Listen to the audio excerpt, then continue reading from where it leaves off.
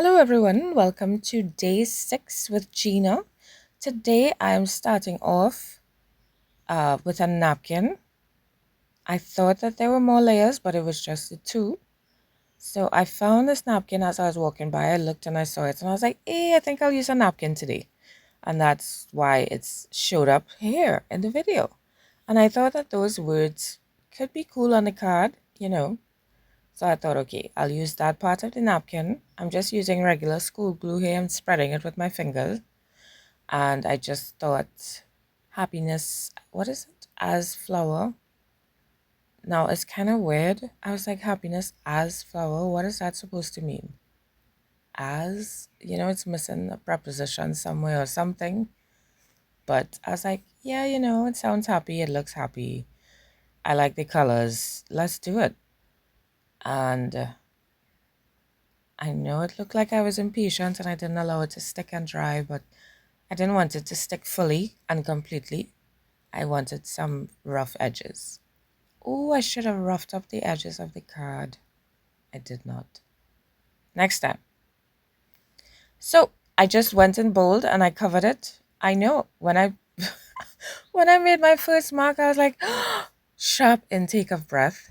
But then I was like, yeah, this is gonna be fine. We'll just kind of rub off some so we could see some of the flowers in the background. But this is fine. And there we go. See, I'm just kind of soaking it up so we can still make out some stuff happening in the background.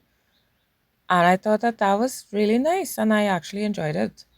So I'm using the black and the white to just blend it in and rub it out because we want the color, but we also want to see part of the background.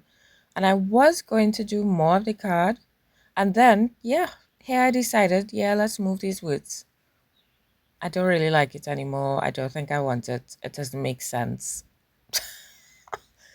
So it's okay to start the card with one idea and then just kind of turn, do a complete 180. It's fine. So this is what we're doing now. And I am trying to decide. So I have this heart from the last card that I did. And I thought maybe I could use it. I mean, it's okay if I do heart day back to back. That's fine. Nothing is wrong with that. I find that this water, it gets murky so quickly. I have to change it every minute. So what I do is I just, I have a tub with water. Yes, I have a tub with water on the side and I just throw it in it instead of having to get up every minute. It's very, very convenient. I thought, okay, I was looking for something. I was like, what am I going to do on this card now? So I thought, okay, since the heart is green, let's add some green. And that's why I added the green dots. And the card was still looking a bit plain. So I added some, I'm going to add some splashes. But this brush that I'm using is so small. It's so very small that my splashes were really tiny and it was kind of difficult. I did struggle a bit to get the, some decent splashes, but that's fine. And then I thought, okay, this is cool. I like this, but looking at it now, I actually like how the heart looked just as it was. But at the time, I felt that it was too plain. So I did this and I liked it a lot because I like that the page tied in with the brown of the napkin. I was like, oh, that looks really nice. So, and then I thought, how am I should just stick this together, but I just felt that it looked too plain. So I decided to sew it.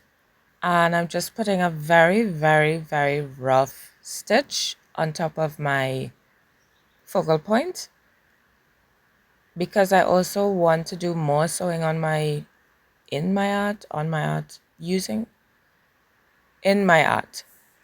Yes. So I thought this will be perfect. And I chose orange because it gives it a nice pop of color. I know other than the green because the green is a nice pop. But to pop against the green, I just felt like, yes, that would be awesome. So I'm just going to roughly sew it. I punched my holes before. I am sorry about the rain in the background if you could hear it, but I have a heavy shower coming down. I did punch my holes beforehand, so it'll be easier for me to sew, and it will be easier for me not to rip or break my card. And it was worth it. I was like, yeah, this is really cool. I think next time I'll try and keep a cutting mat nearby though, so it'll be easier to punch the holes. But yeah, somehow my thread got caught up. I don't know how. I really don't know how that happened. And I was really annoyed at first. But then I was just like, whatever, Gina. And I just continued stitching. And I was going to leave it like this, but then I thought I actually want the stitch to run consecutively. So I'm going back the other way. And I'm just filling in those holes that I skipped. And here I'm trying not to tangle it again. And I'm just stitching until I reach to the other end. And then I'm going to stick it down. And I really like how this looked. I was so happy that I sewed it. And to be honest, I actually enjoy stitching by hand. I find it very calming, relaxing. It's soothing, you know. I think it's pretty awesome. I think it would be cool to find out who invented, well, not who invented, but, you know, who had the first idea to stitch items together, and what did they use? Did they use like leaves, or what did they use as their thread? Because I'm sure they didn't have thread long time, and we've been sewing for ages. But anyway, I digress. And I love how that little piece just goes off to the side. I was like, oh my gosh, this is perfect. So yes, this is my card. I love it so much. I want to thank you all for watching. I'm just, adding some green to cover up that white that opened up there. And I'm just smudging out this. It kind of looks like a comet, you don't find? Coming in. But yeah, I find it so cool. I really, really like this card. Thank you all for watching once again, and I will see you in the next video for day 7.